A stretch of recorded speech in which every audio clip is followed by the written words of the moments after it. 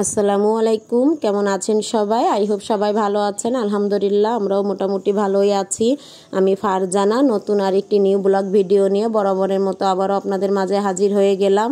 কাছে কিংবা দূরে, দেশ কিংবা দেশের বাইরে যে যেখান থেকে আমার ভিডিওটা দেখছেন, আশা করি আজকের ভিডিওটা খুব ভালো লাগবে। যদি ভালো লেগে যায়, যারা আমার চ্যানেলটা সাবস্ক্রাইব করেননি অবশ্যই সাবস্ক্রাইব করে পাশে থাকবেন। আর যারা সাবস্ক্রাইব করেছেন, প্রতিনিয়ত আমার ভিডিও দেখেন, তাদের অসংখ্য অসংখ্য ধন্যবাদ। তো এই যে ভিডিওটা অনেক সকাল থেকে স্টার্ট করেছি। সকালে ঘুম থেকে উঠে সকালে যে নাস্তাটা বরাবরই আমরা করে থাকি সেটাই সবাই মিলে করে নিচ্ছিলাম। এখানে ডিম সিদ্ধ করে নিয়েছি, একটু লবণ দিয়ে দিয়েছি। এখানে এই যে খেজুর আর পানি, এটা আমরা প্রতিদিনের সকালে আর কি খেয়ে নিই, তো সেটাই খেয়ে নিচ্ছিলাম। আর এইদিকে সকালের নাস্তাটা করে নিয়েছি অফ ক্যামেরায়, সেটা আর দেখানো হয়ে ওঠেনি। পরে এখানে সিমের বিচি সিদ্ধ করতে চলে আসলাম। আজকে একটু কিছুটা সবজি আর কি ফ্রোজেন করে রাখবো। তো সিমের বিচিটা আমি 2 মিনিটের মতো কিন্তু সিদ্ধ করে নিয়েছি, খুব বেশি না, হালকা সিদ্ধ করে নিলেই কিন্তু খোসাটা ইজিভাবে উঠে যাবে। এই যে একটা আমি উঠিয়ে দেখাচ্ছি, একটু উঠিয়ে চাপ দিলেই কিন্তু বিচি থেকে খোসাটা আলাদা হয়ে যাবে। তো আমি কিন্তু এক হাত দিয়ে ক্যামেরাটা ধরেছিলাম, এজন্য একটু নড়াচড়া করছিল। তো যদি একটু বুঝতে সমস্যা হয় দয়া করে একটু ভালোভাবে একটু বুঝে নেবেন। আর এই যে সবগুলা বিচি আমি ছাড়িয়ে নেব, কারণ সামনে তো রোজা চলেই এসেছে। সামনে বলতে আর এক সপ্তাহ নাই, তো রোজা চলে এসেছে। এর ভিতরে দেখছি আমার আপুরা কত সুন্দর সুন্দর সবজিগুলা ফ্রোজেন করে রাখছে। আমার এখনও রাখা হয়নি, টুকটাক যা পেরেছি সেটাই আপনাদের সঙ্গে শেয়ার করব।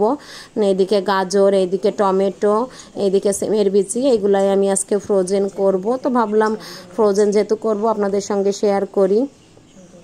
তো এই সবগুলো বিচি কিন্তু আমি বেছে নিয়েছি। আর এই যে সেইগুলো আমি এখন রেখে দিব। এখানে এই টমেটোগুলা কিন্তু গাছের টমেটো, গাছে হয়েছিল সেই টমেটোগুলাই, এইগুলো আমি কিন্তু আস্তই ফ্রোজেন করব কিছু, আবার কিছুটা কেটেও রেখে দিব। এগুলা আবার ওই সাইডে গাজরও রেখে দিব। তো আমাদের তো এই যে রোজা চলেই এসেছে, ইবাদতের মাস, যদি আমরা টুকটাক এই কাজগুলা করে রাখি তাহলে কিন্তু অনেকটাই রোজার সময় ইজি হয়ে যাবে। দেখা যাচ্ছে ফ্রিজ থেকে বের করে আমরা একটু নামিয়ে আর কি কিছুক্ষণ রেখে রান্না করতে পারবো। আর না হলে দেখা যাচ্ছে সব জিনিসই কাটাকুটা করতে ফ্রিজ থেকে বেরোয় সুবিধা হবে। আর যদি ফ্রিজে না রাখি অনেকটাই কিন্তু কষ্ট হবে। আর সারা বছরই আমরা কিন্তু এই মাসটার জন্য অপেক্ষা করি, রোজার মাসটার জন্য আমরা ইবাদত করি এই মাসে। তো টুকটাক সব কাজ যদি আমরা একটু একটু করে করে রাখি তাহলে কিন্তু অনেকটাই সহজ হয়ে যাবে। রোজার সময় আমরা সবাই বেশি বেশি ইবাদত করতে পারবো এই রোজার টাইমটাই।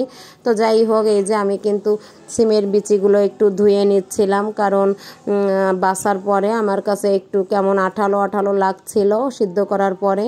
তো মনে হলো এইভাবে না রেখে একটু ধুয়ে রাখি। তো এই যে ধুয়ে আমি উঠিয়ে একটা চালনিতে রেখে দিলাম, পানিটা ঝরে যাবে, পরে টিস্যু দিয়ে মুছে রেখে দিব। এইদিকে গাজরটা, এই যে গাজরটাও আমি ফ্রোজেন করব। তো ছিলে নিচ্ছিলাম। গাজর কিন্তু আমি 2 ভাবে ফ্রোজেন করব, একটা ছোট ছোট করে কেটে রেখে দিব আর একটা কুচি করে রেখে দিব। কারণ আমার ছেলে কিন্তু গাজর দেখা যাচ্ছে নুডলসে খেতে চায়, নুডলসের ভিতর দেওয়া যায়। আবার কুচনো গাজরটা আবার দেখা যাচ্ছে পোলাও রান্না করলে তার ভিতরেও কিন্তু আমি দিয়ে দিই। আমি এমন কি বিরিয়ানিতেও দিয়ে দিই উপরে একটু ছড়িয়ে ছেলের জন্য, কারণ অনেক সময় কিন্তু বাচ্চারা খেতে চায় না। তো আপনারা যদি এইভাবে দিয়ে দেন ওরা 1 নিমিষেই কিন্তু শেষ করে ফেলবে, সঙ্গে গাজরটাও খেয়ে ফেললো ভাতের সঙ্গে। আর কিছুটা এই যে কিউব করে কেটে কেটে রাখছি, এটাও দেখা যাচ্ছে বের করে কোনো তরকারিতে দেয়া যাবে, সবজি রান্না করলে তাতেও দেয়া যাবে। এই জন্য আমি এই 2 ভাবেই রেখে দিব গাজরটা। এই যে একটা গ্রেটার দিয়ে এগুলো কুচি করে রাখছিলাম, তো কিছুটা রেখে দিব। আরও গাজর আছে আর কি ফ্রিজে, সেইগুলো ওইভাবেই রেখে দিব। এইগুলো শেষ হলে পরে ওইগুলো আবার বের করে নিব। আর এইদিকে টমেটোগুলাও আমি এই যে যেগুলো ছোট ছোট বেশি পেকে গেছে এগুলা কিন্তু আমি রেখে দিব আস্তই। আর এই যে বড় সাইজের এই টমেটোগুলো একটু কেটে রেখে দিব। আমি 2 ভাবেই ফ্রোজেন করব, আস্তও ফ্রোজেন করব আবার কেটেও। তো এই যে কেটে নিচ্ছিলাম, কিছুটা কেটে কেটে আমি রেখে দিব এইভাবে। এই যে আর যেগুলো ছোট ছোট এগুলো কিন্তু গাছেরই টমেটো, সেইগুলো রেখে দেবো। আর এই যে আমি অনেকগুলো দেখেন প্লাস্টিকের পট পেরে নিয়েছি, এইগুলো হচ্ছে ক্রিম রোলের পট, এগুলো আমি খুঁজে খুঁজে বের করে নিয়েছি অনেকগুলাই। তো এটা খুঁজে খুঁজে পারার কারণ হচ্ছে যদি আপনার একই সাইজের হয় পটগুলা তাহলে কিন্তু সুবিধা হবে, একটার পরে একটা রেখে দিতে পারবেন। আর যদি বড় ছোট হয় তাহলে কিন্তু অনেক ঝামেলা হয়। যাদের ফ্রিজ ছোট তারা কিন্তু এইভাবে ফ্রোজেন করে রাখতে পারেন। এই যে দেখেন দেখিয়ে দিলাম। তো আমার কিন্তু একই সাইজের হওয়াতে খুব সুবিধা হবে, যেহেতু আমার ফ্রিজটা কিন্তু ডিপটা অনেক ছোট, নর্মালটা অনেক বড়। তো সব কিছু মাছ মাংস তরি তরকারি ধরতে চাই না, যাই হোক ফ্রোজেন করে যে রাখবো সেইভাবে রাখতে পারি না। তো এই টপগুলো একই সাইজের আর কি আমি বের করে নিয়েছি যাতে আমার ঝামেলা না হয়, একটার পরে একটা রেখে দিতে পারি। আর এই যে আমি সিমের বিচি রেখে দিয়েছি, গাজর একটাই রেখে দিয়েছি, এটাই টমেটো রেখে দিচ্ছি। এইগুলো অবশ্যই টিস্যু দিয়ে ভালো করে মুছে নিতে হবে। তো আমি আপনাদের একটু দেখাচ্ছি আর কি, এইভাবে রেখে দিব, আস্তই আর কি থাকবে। আর একটার ভিতরে আমি কুচি করে রেখেছিলাম, এইগুলো রেখে দেব। যাদের ফ্রিজ ছোট আছে তারা কিন্তু ইচ্ছা করলে এইভাবে রেখে দিতে পারেন, জায়গাও কম লাগবে। বড় টপে আর কি বড় আর কি পটে রাখলে হবে কি জায়গাটা বেশি লাগবে। তো এইভাবে রেখে দিলে জায়গাটাও কম লাগবে, একটার পর একটা রেখে দিতে পারেন। আর ইচ্ছা করলে কিন্তু আপনারা পলি ব্যাগেও ব্যবহার করতে পারেন। তো আমি এইভাবে সংরক্ষণ করি, সেটাই আপনাদের সঙ্গে শেয়ার করলাম। তো কেমন হয়েছে ভিডিওটা অবশ্যই কমেন্ট করে জানাবেন।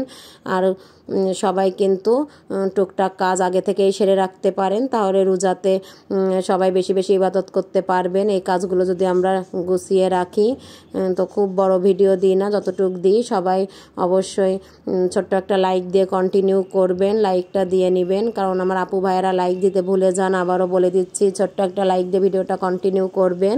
তো আজকে আমার সবজি কেমন হয়েছে, আমি ফ্রোজেন করার সিস্টেমটা অবশ্যই সবাই কমেন্ট করে জানাবেন। ভালো লাগলে কিন্তু আবারও বলছি ছোট্ট একটা লাইক দিয়ে কন্টিনিউ করবেন। এই যে দেখেন আমার সবগুলোতে আমি ভরে নিয়েছি, এখন মুখ লাগিয়ে রেখে দেব। সবাই ভালো থাকবেন, সুস্থ থাকবেন। আল্লাহ হাফেজ।